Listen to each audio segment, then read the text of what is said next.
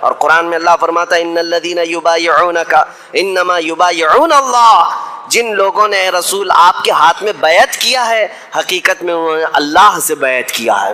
نبی کریم صلی اللہ تعالیٰ علیہ وسلم کی انگلیوں سے پانی جاری ہونے کا جو معجزہ ہے وہ حدیبیہ کے موقع پر پیش آیا تھا۔ صحابہ کہتے ہیں ہم سبوں نے پیٹ بھر کر پانی پیا، جانوروں کو پانی پلایا اور اپنے اپنے مشکیزے پانی سے بھر لیے، لیکن وہ پانی جوں کا توں جاری ہی رہا۔ پھر اس کے بعد حضور صلی اللہ علیہ وسلم نے اپنا دست مبارک اٹھا لیا۔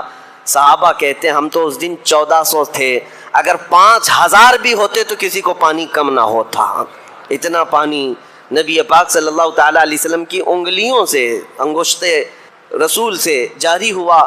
اس کے بعد حضور صلی اللہ علیہ وسلم نے اس پیالے کا پانی اور اپنا ایک تیر دیا کہ اس کو لے جاؤ اس کنویں میں ڈال دو۔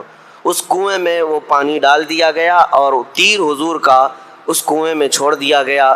وہ کنواں لبالب پانی سے بھر گیا۔ اس وقت جو بھرا تھا میں اپنی آنکھوں سے آج بھی دیکھا ہوں، اس کنویں میں آج بھی پانی موجود ہے۔ یہ اور بات ہے کہ ابھی چند سال پہلے 4-5 سال پہلے سعودیوں نے اس علاقے کو ایک کمپنی کو رینٹ پر جگہ دے دی، تو اس کمپنی نے پورے کنویں کا احاطہ کر لیا۔ وہ کمپنی کے اندر آ جاتا ہے کنواں، لیکن ابھی بھی کنواں ختم نہیں کیا گیا ہے، وہی پرانی صورت میں کنواں آج بھی موجود ہے۔ ہم گئے ہیں لیکن اس میں دیکھا کہ آج بھی کنواں پانی سے بھرا ہوا ہے اور میٹھا، لہٰذا نہایت ہی شیریں اور میٹھا پانی اس میں موجود ہے۔ یہ معجزہ میرے آقا صلی اللہ تعالیٰ علیہ وسلم کا وہاں پیش آیا۔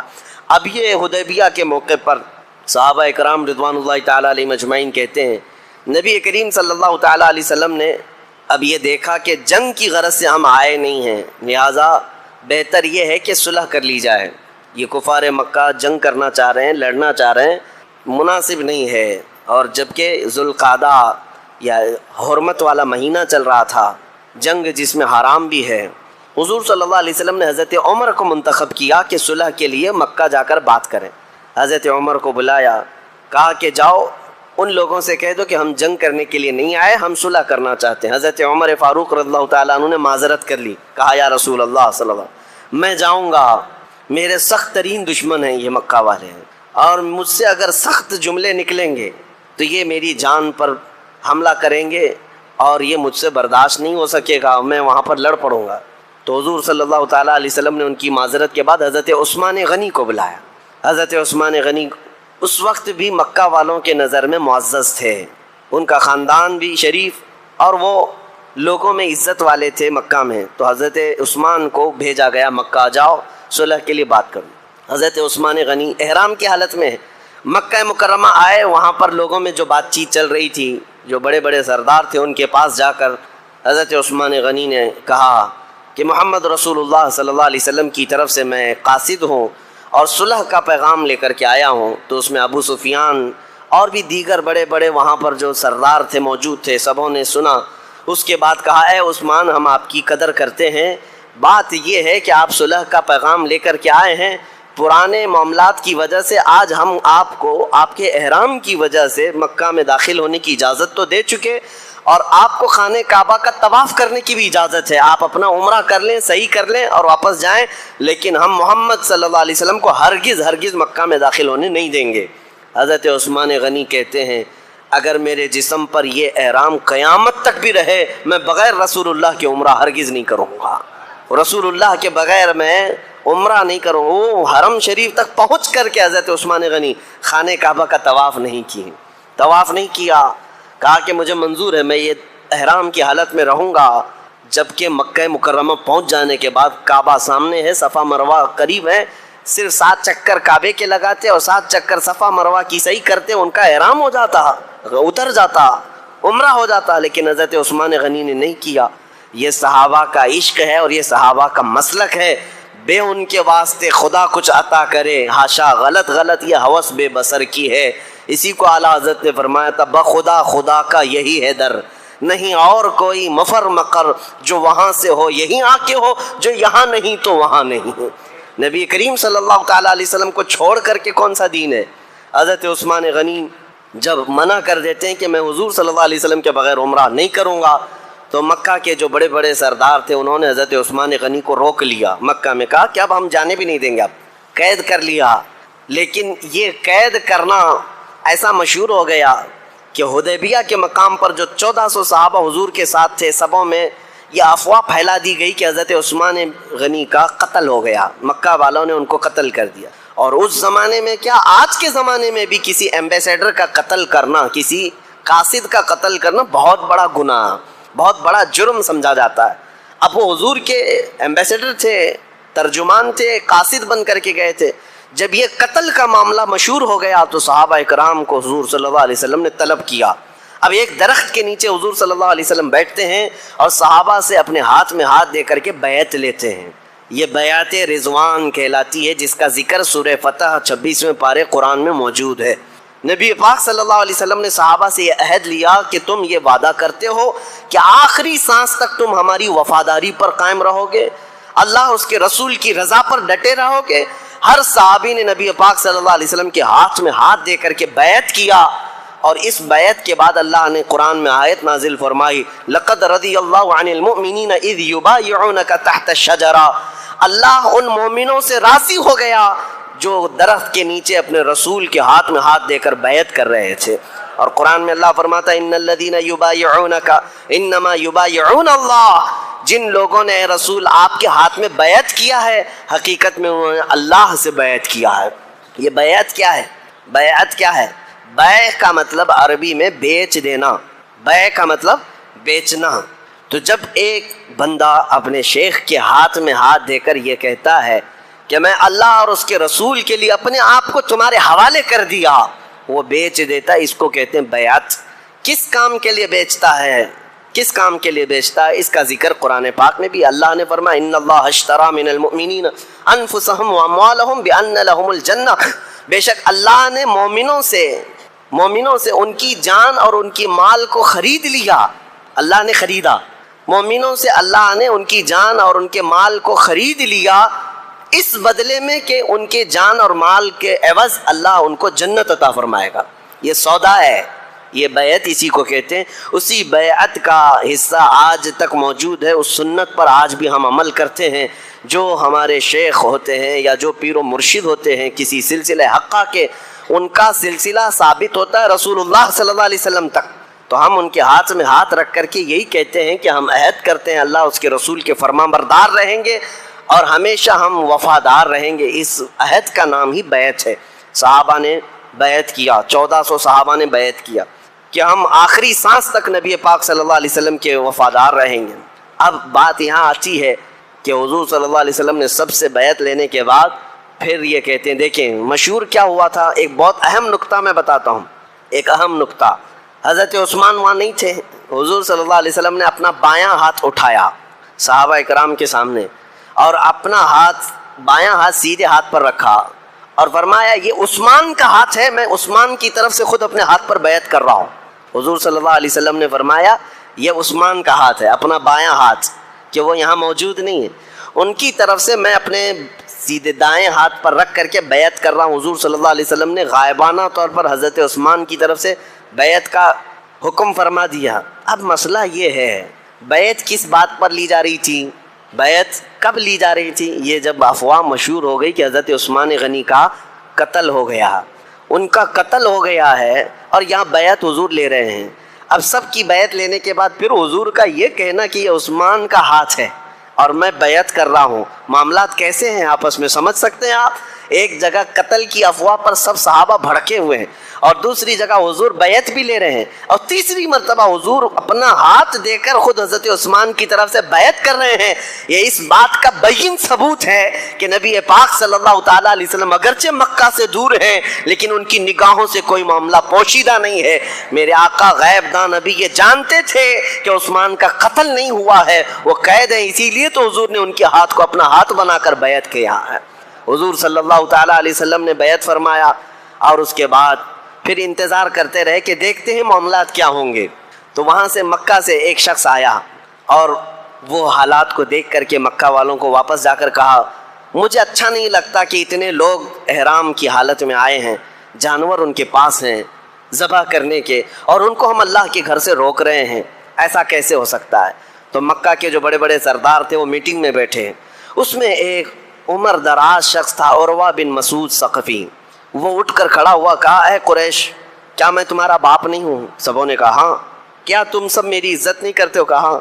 میں نے کبھی تمہارے ساتھ دھوکہ کیا یا تم میرے بارے میں کوئی بدگمانی رکھتے ہو؟ سبوں نے کہا کبھی نہیں، ہرگز نہیں، آپ ہم میں معزز ہیں۔ کہا تو پھر مجھے اجازت دو، محمد صلی اللہ علیہ وسلم کی طرف سے یہ جو صلح کا پیغام آیا ہے یہ اچھا ہے۔ حضور صلی اللہ تعالیٰ علیہ وسلم نے پیغام میں کیا لکھ کر کے بھیجا تھا پتہ ہے؟ حضرت عثمان سے کہا تھا کہ جا کر یہ پیغام دینا کہ ہم جنگ کے لیے نہیں آئے، ہم عمرہ کرنے کے لیے آئے، ہمیں عمرہ کرنے دیا جائے، اور دوسری بات ہم اب آپ کے ساتھ صلح کرنے کا پیغام بھیج رہے ہیں، اور تمہارے بھی حالات ایسے ہیں کہ کئی جنگوں میں تمہارا بہت نقصان ہو چکا ہے، بدر میں، احد میں، خندق میں بہت سارا تمہارا جانی نقصان بھی ہوا، مالی نقصان بھی ہوا ہے، جنگ سے کوئی فائدہ نہیں ہونا ہے، تمہاری بھی بھلائی اسی میں ہے کہ صلح کر لو۔ اور حضور صلی اللہ علیہ وسلم نے آخر میں یہ جملہ فرمایا تھا، اور اگر وہ اس بات پر راضی نہ ہوئے تو ان سے کہنا کہ اگر تم جنگ ہی کرنا چاہتے ہو تو محمد صلی اللہ علیہ وسلم اس وقت تک تم سے جنگ کریں گے جب تک کہ گردن ان کے جسم سے الگ نہ ہو جائے، سب سے جنگ کریں گے۔ تو یہ پیغام جب پہنچا تو وہاں کے لوگوں نے دیکھا، پھر عروہ بن مسعود ثقفی جو ان کے اندر عمر دراز شخص تھا وہ کھڑا ہوا، کہا میں جاتا ہوں معاملات کو بات کرتا ہوں۔ وہ آیا حدیبیہ کے موقع پر، جہاں حدیبیہ حضور صلی اللہ تعالیٰ علیہ وسلم کا صحابہ کا پورا لشکر پڑاؤ ڈالا ہوا ہے، وہ سیدھے آ کر نبی کریم صلی اللہ تعالیٰ علیہ وسلم کے ساتھ بات کرنے لگا، اے محمد صلی اللہ علیہ وسلم، میں آپ کو بڑا عزت والا جانتا ہوں، آپ کی قدر بھی کرتا ہوں، آپ نے صلح کا پیغام بھیجا بہت اچھا ہے، لیکن کیا آپ دیکھ رہے ہیں آپ نے کہا ہے کہ قریش کے ساتھ آپ جنگ کریں گے اور ان کو ختم کر دیں گے، کیا آج تک تاریخ میں ایسا ہوا ہے کہ کوئی شخص اپنے ہی خاندان کو تباہ کرتا ہو؟ اور اگر قریش مکہ والے تم پر غالب آ گئے اے محمد تو یہ جتنے آپ کے ساتھ دکھ رہے ہیں نا یہ سب چھوڑ کر بھاگ جائیں گے، آپ زیادہ دیر تک نہیں رہنا چاہیے، اس کا جواب ہونا چاہیے۔ جواب دیا، لوگوں نے کہا آپ کرناٹک میں بیٹھے ہیں، کوئی شمال ہند میں بیٹھا ہے، یہاں سے آپ اپنی مسجد میں بول رہے ہیں، وہاں اس تک پہنچے نہ پہنچے، میرے عزیزو رب ذوالجلال کی طاقت و قوت پہنچانے کا اس کا جو نظام ہے اس پر تمہارا کیسا یقین ہونا چاہیے بتاتا ہوں۔ ایک دن نہیں گزرا تھا کہ برابر ہم نے جو جملہ کہا اس کی دم پر ہی پیر رکھا گیا تھا، جہاں پہنچنا تھا وہیں پہنچا، اور ہم نے تو سوچا کہ یہ بات شاید کرناٹک سے نکل کر ممبئی تک آئی ہوگی، ممبئی سے نکل کر آس پاس گئی ہوگی، لیکن ہفتے بھر کے بعد پتا چلا کہ امریکہ، نیوزی لینڈ، آسٹریلیا، افریقہ سب جگہ یہ بات پہنچی ہوئی۔ اب پھر یہ احساس ہوا پہنچاتا کون ہے، یہ باتیں کہاں سے کہاں تک چلی گئی۔ میرے عزیزوں لوگ کہتے ہیں سوشل میڈیا کے ذریعے سے پہنچ گئی ہوگی، سوشل میڈیا میں ہزاروں لوگ بھرے ہوئے ہیں، تماشے کر رہے ہیں، یہ بات ہر مومن تک اور ہر بچے تک کیسے پہنچی؟ اسی لیے میرا یہ یقین ہے اللہ کے نبی صلی اللہ علیہ وسلم کی عزت پر بات کرتے ہو اور حب رسول میں سرشار ہو کر کرتے ہو تو پھر اپنے آس پاس ماحول کیا ہے نہ دیکھو، بولنا تمہارا کام ہے، پہنچانا میرے رب کی شان ہے۔ تمہارا ایک نعرہ بھی، تمہارا ایک جو جذبہ حب رسول میں سرشار ہو کر کے آہ نکالتے ہو یہ بھی بہت دور تک آواز پہنچتی ہے، بہت دور تک آواز پہنچتی ہے۔ میں تو صبح شام دوپہر راتیں سب کاٹ کر کے آیا ہوں اندر سے، 8 مہینے اندر کی کڑک جیل دیکھ کر کے آیا، اس سے پہلے بھی کہتا تھا اب بھی کہتا ہوں، جو حالات ہیں چوری کر کے نہیں گیا اور کسی کی پاکٹ مار کے نہیں گیا، سب کو پتا ہے، پوری دنیا بھی جانتی ہے، اور جو لے کر کے گئے وہ بھی جانتے ہیں کس لیے لے کر کے گئے، کس لیے بٹھایا اور کس لیے اتنی دیر تک رکایا، سب کو پتا ہے۔ انہیں معلوم تھا کہ اس کو اندر رکھا گیا اس لیے کہ نام رسول پر زیادہ بولتا ہے، حضور پاک کی عزت پر بولتا ہے۔ یہ بات میں کافی دن پہلے آپ کو بھی آج میں بتا رہا ہوں، اب مجھے بلائے ہو تو آس پاس والے اور سارے وہ لوگ اور جو انتظامیہ لوگ ہیں وہ ڈرتے نہ رہ جائیں، اس لیے کہ بہت ساری جگہوں پر معاملات ہوتے ہیں، ڈرایا جاتا ہے، دھمکایا جاتا ہے، کس کو بلا رہے ہو، اس کو بلا رہے ہو، پہلے ہی سے ان کو ٹائٹ کر دیا جاتا ہے کہ ارے ماحول خراب ہو جائے گا، اتنا بگڑ جائے گا، ایسا ہو جائے گا، ویسا ہو جائے گا۔ جو انتظامیہ ہوتی ہے وہ بیچارے کچھ بھولے بھالے ہوں تو وہیں ڈھیلے پڑ جاتے ہیں، بہت شوق سے ہماری تاریخ لیتے ہیں، اس کے بعد جب دن قریب آتے ہیں اور پریشر آتا ہے تو انہیں سمجھ میں آتا ہے کہ ہم تو کس کو لا رہے تھے، ان کو لگتا ہے بہت بڑا کچھ ہونے والا ہے، میں کوئی بہت بڑا نہیں ہوں اور نہ ہی میرے اندر کوئی بڑی طاقت ہے، لیکن جس بات کا خوف دنیا کو ستا رہا ہے وہ طاقت ہر مومن کے پاس ہے، اور اس طاقت کا نام عشق مصطفیٰ ہے۔ میں آپ کو اس لیے یہ بات عرض کر رہا ہوں، شروع میں تمہید بتا دیتا ہوں۔ ہمارے شمال ہند کے ایک مولانا صاحب تھے، یو پی کے رہنے والے۔ ہم کسی جلسے میں گئے تھے اور واپس آئے تو انہوں نے کہا کہ حضرت مجھے پولیس والوں نے اٹھا لیا تھا، میں اسٹیج پہ بیٹھا تھا، آپ کے بازو لبیک لبیک کے نعرے میں بہت لگا رہا تھا، مجھے اٹھا لیا اور صبح سے شام تک بٹھایا۔ میں نے کہا کیا ہوا؟ ڈر گیا اس بات سے، اور کوئی جرم تو نہیں کیا اور کوئی کرائم تو نہیں کیا؟ کہا نہیں، کبھی کوئی جرم نہیں کیا، کبھی کوئی کرائم نہیں، میرے اوپر تو ٹریفک رول توڑنے کا بھی کوئی قانون لگا نہیں ہے اب تک، بس اسی بات پر مجھے اٹھا کر لے گئے اور بٹھائے۔ میں نے کہا مولانا اب اس میں ڈرنے کی کیا بات ہے، فخر سے کہو دنیا چوری کر کے تھانے جاتی ہے اور تم رسول کا نام لے کر کے گئے ہو۔ کل قیامت کے دن اس کا صلہ حضور کی بارگاہ میں پیش کر لینا۔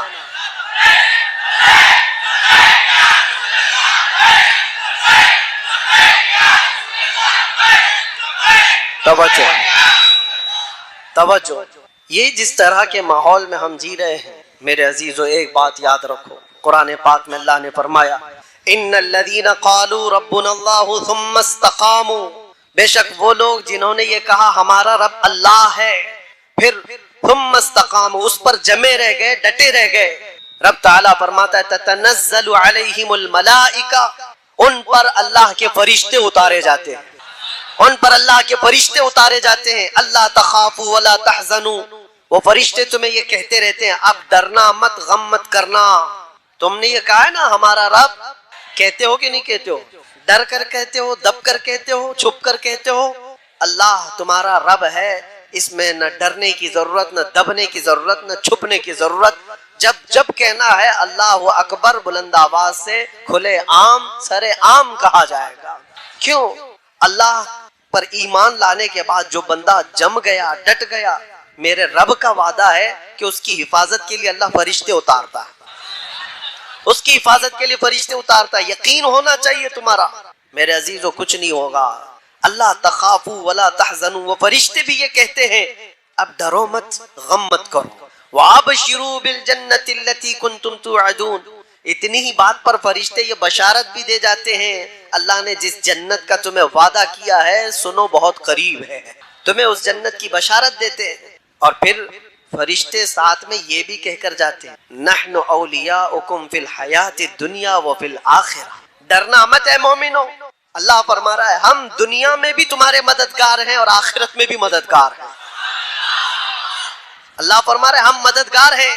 وَلَكُمْ فِيهَا مَا تَشْتَهِي أَنفُسُكُمْ وَلَكُمْ فِيهَا مَا تَدَّعُونَ، جو تم خواہش کرو کہ اللہ وہ سب تمہیں عطا کرے گا، اور جس چیز کو تم مانگتے تھے مولا وہ بھی عطا فرمائے گا، جس چیز کا تمہیں وعدہ کیا گیا وہ سب عطا کر دیا جائے گا۔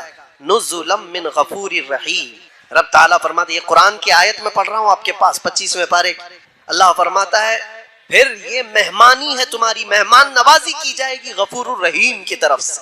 کس بات پر؟ یہ ساری چیزیں کس بات پر مل رہی ہیں؟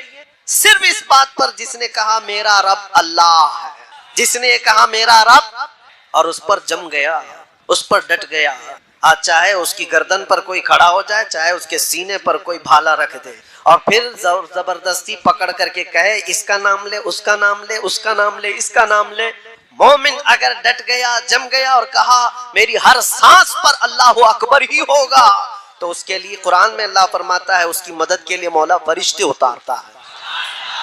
اب یہاں پر ایک سوال ہوتا ہے، ایک سوال کہ مولانا اتنی چیزیں اگر ہے، اللہ کہہ دینے پر فرشتوں کی مدد ہوتی ہے، تو پھر یہ فلسطین والے تو اللہ اکبر روز کہتے ہیں اور ان کی مدد کیوں نہیں ہوتی؟ فرشتے کب آئیں گے، کب ان کی مدد کریں گے؟ تمہیں اس طرح کے شک و شبے میں ڈال کر کے ڈگمگایا جاتا ہے، تمہارے پاؤں میں زلزلہ لانے کی کوشش کی جاتی ہے، کچھ نہیں، مولانا لوگوں کی باتیں۔ میرے عزیزو، میں جو بات کہہ رہا ہوں یہ مولانا لوگوں کی بات نہیں، اللہ کا کلام پڑھ رہا ہوں۔ زمین ٹل سکتی ہے، زمانہ ٹل سکتا ہے، مگر میرے رب کا فرمان غلط نہیں ہو سکتا، ایک شبہ بھی نہیں۔ قرآن شروع ہی ہوتا ہے کہاں سے پتہ ہے؟ الف لام میم ذالک الکتاب لا ریب فی، سورہ فاتحہ کے بعد سورہ بقرہ جو ہے اس کی شروع کی آیت ہے، اللہ فرماتا ہے یہ وہ عظمت والی کتاب ہے لا ریب فی، اس میں شک کی گنجائش بھی نہیں، شک بھی نہیں کر سکتے ہوگا کہ نہیں ہوگا، ہوگا کہ نہیں ہوگا، نہ ہوگا تو ہوگا۔ اور اللہ فرما رہا ہے تمہاری مدد کے لیے فرشتے اتارے جائیں۔ اب یہ جو سوال ہے اس کو میں بتاتا ہوں، ان حالات میں ان مظلوموں کی مدد کیوں نہیں ہو رہی ہے؟ ان کے لیے کیوں فرشتے نہیں اترتے؟ میرے عزیزو، کیا تم دیکھ رہے ہو کہ اتر رہے ہیں کہ نہیں اتر رہے؟ ہم دیکھ رہے ہیں کہ فرشتے آ رہے ہیں کہ نہیں آ رہے ہیں؟ جو وہاں کے حالات ہیں یہ بظاہر ہمیں نظر آتے ہیں، لیکن اللہ کا وعدہ سچا ہے، سچا ہے اور سچا ہے۔ جس کے ساتھ اللہ تبارک و تعالی بھلائی کا ارادہ فرماتا ہے اسے شہادت کے مقام پر پہنچاتا ہے، اور جس کو شہادت ملی ہے، جس کو شہادت ملی ہے، جانتے ہو پوری کائنات سمیٹ کر کے لاؤ شہید کے ناخن کے برابر بھی نہیں ہوگی، پوری دنیا سمیٹ کر کے لاؤ شہید کے ناخن کے برابر نہیں ہو پائے گی۔ شہید کو اللہ تبارک و تعالی جو مقام عطا کرتا ہے حدیث پاک میں ہے، اس کی روح نکلنے سے پہلے اسے جنت دکھائی جاتی ہے، اسے جنت میں اس کا ٹھکانہ بتا دیا جاتا ہے۔ تو کیا یہ اللہ کی مدد نہیں ہے؟ کیا یہ اللہ کی رحمت نہیں ہے؟ صحابہ، تابعین، اولیاء سبوں نے یہ دعا کیا کہ اللہ تیرے راستے میں ہمیں موت آئے تو شہادت کی موت آئے۔ کسی شہید کی موت پر تم فخر کرتے ہو کہ نہیں کرتے ہو؟ شہیدوں کو ہم زندہ کہتے ہیں اور قرآن بھی کہتا ہے۔ تو ان مومنین کے ساتھ جو آج ظلم ہو رہا ہے وہ یوں ہی نہیں مارے جا رہے بلکہ ان کی ہر موت شہید کی موت ہے، وہ شہداء ہیں، شہید ہیں، ان کو اللہ نے جو جنت کا وعدہ فرمایا وہ مل کر رہے گا۔ لیکن تمہارا امتحان ہے، چاہے تمہارے سامنے کوئی مر جائے، کٹ جائے، قتل ہو جائے، ظلم کے ساتھ کوئی پکڑا جائے، مارا جائے، تم اپنے ایمان کے ساتھ اگر باقی رہتے ہو تو یہ اللہ کا وعدہ تمہارے ساتھ ہے۔ ایمان کے ساتھ، کون سا ایمان؟ میں نے کہا ہے میرا رب، ہم نے کیا کہا ہے؟ ہمارا رب، اور پھر اس پر جمے رہ گئے، اس پر جمے رہ گئے۔ یہ ایمان کا ایسا حصہ میں تمہیں بتا رہا ہوں، حدیث پاک میں میرے آقا صلی اللہ علیہ وسلم فرماتے ہیں جس کے دل میں ایمان آ گیا پھر وہ کفر اور شرک سے اتنی نفرت کرتا ہے جیسے انگارے میں ہاتھ ڈالنے سے نفرت کرتا ہے۔ آگ کے تندور میں ہاتھ ڈالنا پسند کرتا ہے کوئی پسند کرتا ہے؟ آگ کے تندور میں ہاتھ ڈالنے کو جتنا ناپسند کرتے ہو، ایمان والا کفر اور شرک سے اتنا ہی بیزار رہتا ہے، اتنی ہی دور بھاگتا ہے، چاہے جیسے بھی حالات ہوں۔ لوگوں کو آج پتہ نہیں کیا ہو گیا۔ میں تو اپنا میسج دے کر کے رہوں گا۔ قرآن کیا کہتا ہے؟ یا ایھا الذین آمنوا ادخلوا فی السلم کافہ، اے ایمان والو اسلام میں پورے کے پورے داخل ہو جاؤ، آدھا تیتر آدھا بٹیر نہیں ہونا چاہیے، جو ہو پورے ہو جاؤ۔ ان کو بھی راضی رکھیں گے، ان کو بھی راضی رکھیں گے، تھوڑا یہاں بھی لگا لیں گے، تھوڑا وہاں بھی لگا لیں گے، صبح ان کے پاس چلے جائیں گے، شام میں ان کے پاس چلے جائیں گے، پارٹی اس کے بغیر تو چلتی نہیں ہے۔ یہ بہت ساری جگہوں پر آج کے جو حالات ہیں، لوگوں نے یہ سمجھ رکھا ہے سیاست کرنا ہے، پالیٹکس کرنا ہے تو پھر سب کو راضی رکھنا ہے۔ ہم یہ نہیں کہتے کہ سب کو راضی نہ رکھو، راضی رکھو، لیکن اپنے خدا کو سب